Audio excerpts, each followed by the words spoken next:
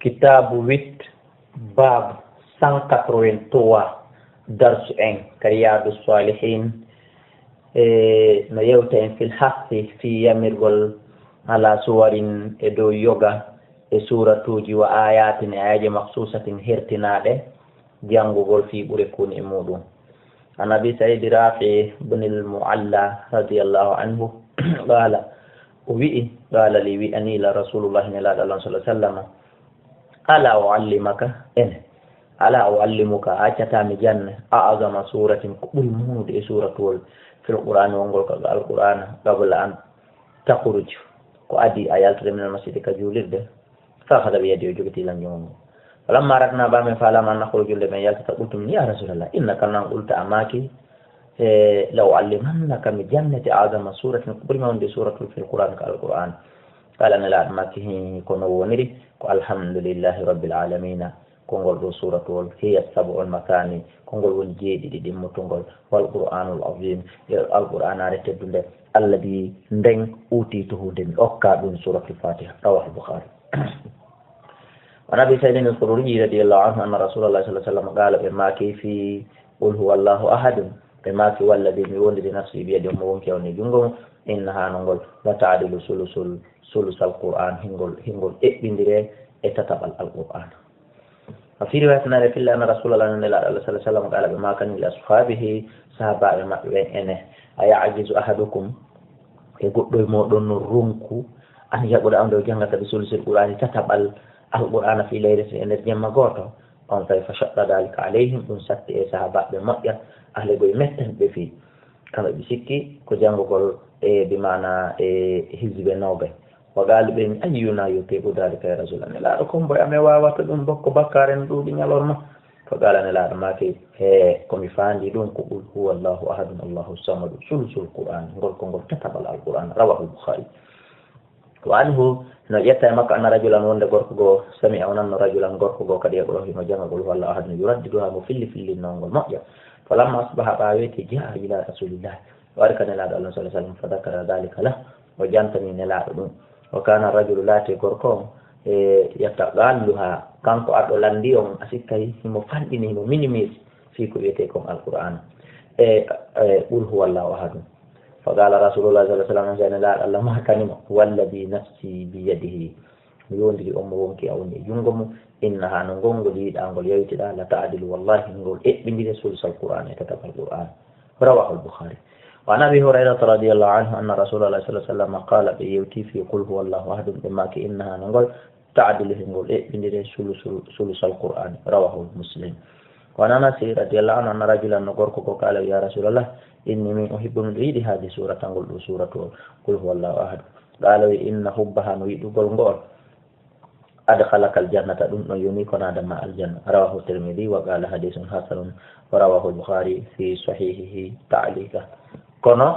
مهين كتفسير لي قال ابن عثيمين رحمه الله تعالى شيخ عثيمين إني وهذه سورة نقول سورة الأقسم النبي ونقول أن باجي الله وندري صلى الله عليه وسلم أنها ونقول تعدل نقول بندي نقول فتح ثلث القرآن تتبع القرآن وقال لأصحابه بما كان تابع بين أيعجز أحدكم أن يقرأ ثلث القرآن في ليلة فشق عليهم ذلك فقال أنت جنب سورة وهو الله أحد هكا سورة الجوف وكانوا تعدل ثلث القرآن نقول إني تتبع القرآن يعني أجرها كبراجي مقبول أمدي كأجري ثلث القرآن هنا فتا وبراجي جنب تتبع القرآن لكنها كوني تنكمل لا تجزئ awata jangude ngol kangol tun anil qur'an gay alqur'ana de mana a jangata ngol laabi tati sikka atippi alqur'ana no wali hada ko sabudum law qaratin no jangi ngol al-insan no masalan misal salasa marrat laabi tati badala kaluntingol qira'atil fatiha jangol fatiha fi salat kale julde la tujizu harayamata fi wi'ama qul huwallahu ko tatab alqur'an ko tatab al-kabaraji wana tatab al-golle lianna hunaka sabuhino ender ton farqan difference siko sendindiri bainal muadalati hakkunde eɓɓindirgol fil ajri ka joddi wal muadalata eɓɓindirgol fil ijza'i ka geɓe qad yakunu gom ɗi hino laato ashai hunde muadilan konde yerindirtende li gayrihi e tanamayre fil ajri ka joddi walakinnahu kono tawa noon kayre la yuadiluhu tawande yerindirtake e mayre fi ijza'i ka geɓe mayre on faami ka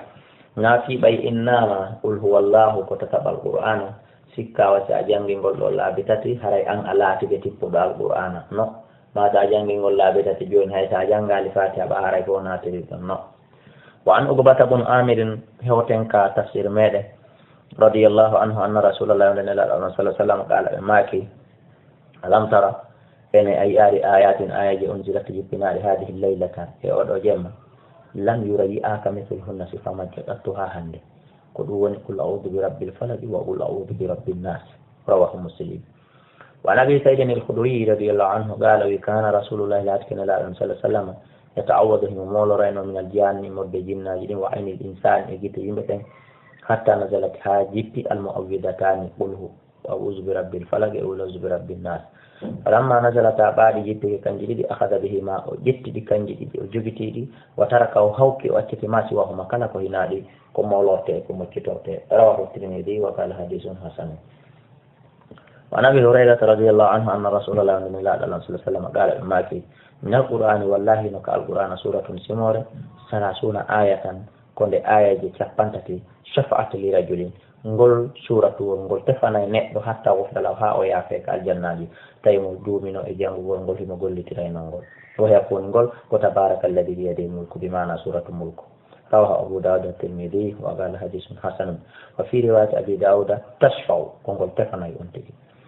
wa an abi mas'udin al-badri radiyallahu anhu an nabi sallallahu alaihi wasallam qala imaki man qara kala jannguɗo bil ayatayni ayaji ɗen ɗiɗi min akhiri surati al-baqara wonɗe ɗen ka sakkitorde suratu baqara fi laylatin e nder jemma kafatahu ɗe yonanaymo ɗe fawtantomo kala programme jemma muttafaqun alayhi ko ɗum woni amana rasulu ila innama kafatahu lmakruhu ɗe fawtantomo kala ko aña kon piiji añaji hewtatama tilkal laylata e on ɗon jemma wa qila wiyama ɓoye kafatahu ko ɗi fawtantom min mbiyami layla ko daragol jemma juulangol baraji ko woni koye daragol jemma juula so jangi ɗen ɗon ayaji ɗiɗi petta hay so waɗa ɗum woɗen ɗon ƴeftanaymo garanti fawtantomo baraji ko heɓotono ko yiyamu layl fo on andi ari riwayaji wa nabi hurayrata radiallahu anhu anna rasulallah nelaɗon sallah sallam qala o maki la taj'alu woton waɗu buyutakum cuuɗi mon ɗin maqabira berɗe inna cheytan ande cheytan yaqra yanfiru himo doga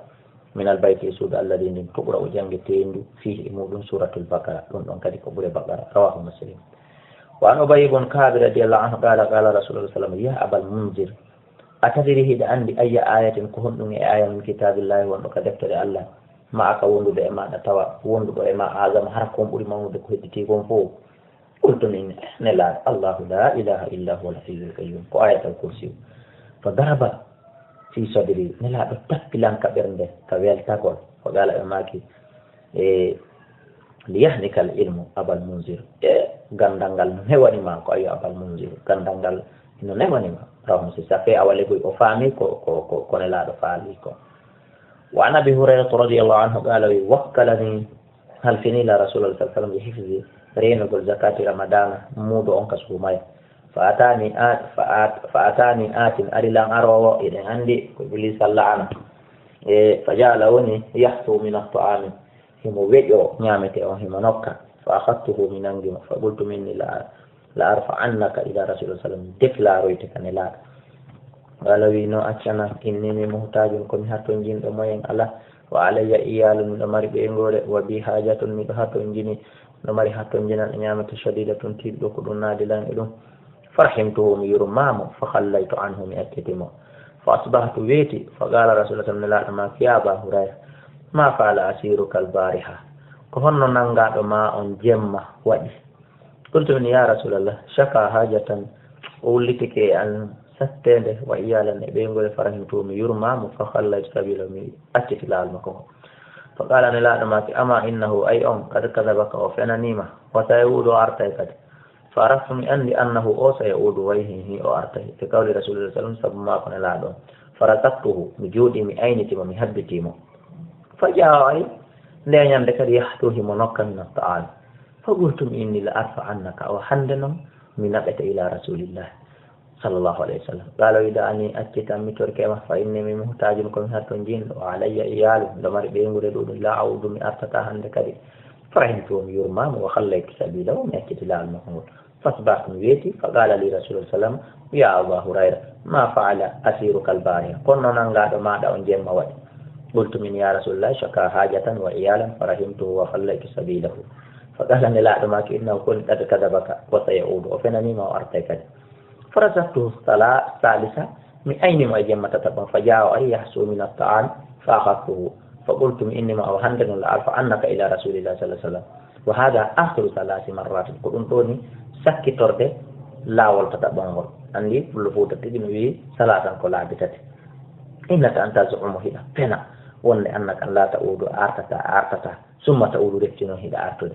فقال إذا أني أكدا فإني من أعلمك أو هندنا من جنة كلمات كنغدي ينفعك الله بها دي ألا نفي ما سبهم ما دام هدول دي قلت إني ما هم نكون أغنتي قالوا إذا آويت سأري ولقل إلى فراشك كان دماء فوتيكو دانكي فوتيكو غسل فوتيكو جولرك هونتو فقرأ جنب آية الكرسي من كان وسيك مالو فإنه كن لن يزال عليك إيواتاء هوري ما من الله إمرد الله حافظ همرين ما أينما سجن آية الكرسي ولا يقربك بطتاكم الشيطان حتى تصبح هاوية هرين كريم أكي مالو أكيتا ينبيارانا بالله كنلارو أنتي فخليت سبيله فأصبحت فقال رسول الله صلى الله عليه وسلم ما فعل أسيرك البارحة فقلت يا رسول الله زعم وأعجيك وأن أنه كان يعلمني وجنة إلى كلمات كن وينفعني الله بألا نفير فلن بيسمه وجنني لن ينسي فخليت سبيل مكت لا المكبر قال نلا لندي ko be buri mo andude be maaki wama yakunu non ko jannuma qultu mi wi qala li ko yani lawo ida awaita sawalike ila firasika kanda bima faqra jangu ayatal kursi min awwaliha ila karanne maggol hatta taqtima ha timmina al ayata ayan dun allah la ilaha illa huwa al hayyul qayyum wa qala li anzana la ma kanim la yazalu alayk wa qala li o inna nimmi wosim jangi dum la yazalu alayka wa sayraka eduma من الله إمرك الله حافظ رين وبين عينما ولن يقربك بطتاكم الشيطان حتى تصبح هاويتا قد قال النبي صلى الله عليه وسلم لا أماك أما فام إنه نؤه قد صدقك بلت أولاني مقوم وهو كذوب كونو كوفينو كونو في با كوفينو مجابي دي دوم أولاني مقوم تعلم أنه من تخاطب يوتد منذ 3 تعلم هيدا أن لمن تخاطبكم بون آية منذ 3 إلى بلدة يا أبا هريرة قلت مني لا ويم عندها قال لا ما ذاك الشيطان إبليس عن داود رواه البخاري وعن أبي الدرداء رضي الله عنه أن رسول الله صلى الله عليه وسلم قال من حفظ كله 10 آيات آية سحب من أول سورة الكهف وأن إنك سورة الكهف سحب جأرنا إنك سورة الكهف اسمه ودندته من الدجال المتمثل الدجال وفي رواية نعرف الله ومن آخر سورة الكهف وآية سحب ديرني يجدنك سورة الكهف رواه مسلم فإذا قرأ بلكم كويتا قول جون هنجون قول ملفوع عليك ويقولي وعن ابن عباس رضي الله عنهما قال بينما جبريل ثم لتون جبريل قائد موجود عند النبي كان باجن صلى الله عليه وسلم سمع قدوني ونني نقيدا كونكو من فوقه سنغدو مكو فرفع رأسه وبنته رمكو فقال هذا بابا ندوك دنبغا من السماء مدك أسمه فتح اليوم قال أدتا مهند ولم يفتح قال أدتا تاك ولم يفتح قال أدتا أكلا لست ها هند إلا اليوم سيونا هند تي ها هند قال أدتاك فنزل جبت منه مقل ملائكة فقال أنسئيه وهذا ملك أولوك ملائكة نزل إلى الأرض وجب بعد كليد لم ينزل وجبك إلى طها هند إلى اليوم سونا هند فسلم وسلم وقال أبشر ويلتر بنورين النورا جديد أوتيتهما لأقدا لم يؤتهما أقاك لنبي أن باجو قبلك قدمها هند فاتحة الكتاب وخواتم سورة البقرة الله أكبر فاتحة آمن الرسول لم تقرأ بحرف أجان تاها الفير ووتر منها مجكا جديد إلا أوتيته سيونا أوكيتي رواه مسلم أن نقيد كن وي كن ناني كون كاند أي الصوت كهيتو وأنان هيتو كأسام يوم كلا فعلالو بيدي تادي بيتاغول بوري كوني كون إديدو آيجي إديدو سورة الفاتحة آمن الرسول آية الكرسي قل أعوذ برب الفلق قل أعوذ برب الناس سورة كاف e qul huwallahu ahadun ɓay ko ɗiɗo yewtaɗo kala faalaɗo humpitade ɓuure majji on ɓuri ɗo ma no ɗi gasete jangirede no ɗi gasete gollirede haray nde tawno tan on no faaɗi en wata addude fof muɗum ɗo mi hacce numéro téléphone ɓe masiyatillahi dewni on tigui etoto hendolan ɗon kala ko tawata no heddanilan komi wawatamo faltande ma komi wawatamo ɓeyditande inchallahu si tawi tan no woodi min wawi humpodirde haray mi jonnaymo numéro téléphone ji ɗin ko 628 60 53 09 631 ka intercell men numéro 657 ka sel ko même numéro kadi ka sotelgui wallahu a'la wa a'lam